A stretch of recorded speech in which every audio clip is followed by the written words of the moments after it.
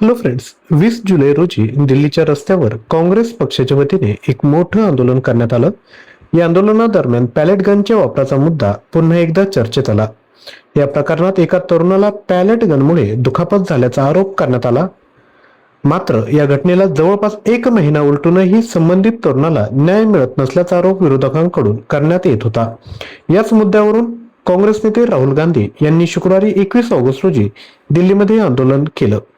राहुल गांधी आपल्या कुटुंबीय आणि वकिलांसोबत दिल्लीच्या संसद मार्गावरील पोलीस स्टेशनमध्ये पोहोचले. त्यांची प्रमुख मागणी होती की या प्रकरणात एफआयआर दाखल करून संपूर्ण घटनेची चौकशी करण्यात यावी. मात्र पोलिसांकडून एफआयआर दाखल करण्यात आली नसल्याने राहुल गांधी यांनी तब्बल 7 तास आंदोलन केल्याचं सांगितलं जात आहे.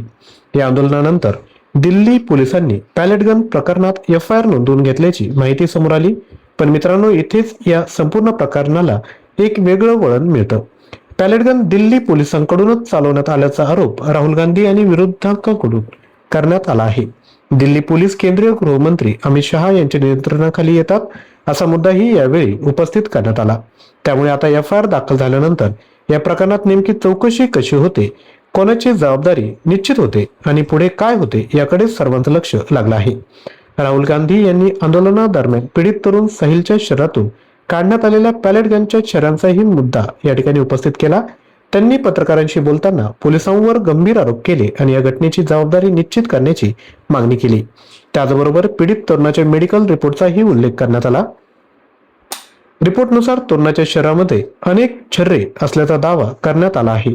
डोळ्याला दुखापत झाल्याचंही सांगण्यात आलं आहे. राहुल गांधी यांचा सवाल आहे की जर पोलिसांनी पॅलेट गन चालवली नसेल तर हे छर्रे तरुणाच्या शरीरात आले कुठून, आणि जर या प्रकरणात पोलिसांचा सहभाग नसेल तर मग या घटनेमागे नेमकं कोण आहे याचा तपास होणं गरजेचं आहे, असा त्यांचा दावा आहे.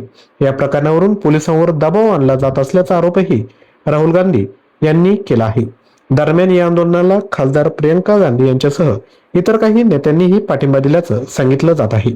राहुल गांधी यांनी स्पष्ट केले की जोपर्यंत या प्रकरणात एफआयआर दाखल होत नाही आणि तपास अधिकाऱ्यांकडून पुढील प्रक्रिया सुरू होत नाही तोपर्यंत ते आंदोलनातून मागे हटणार नाही.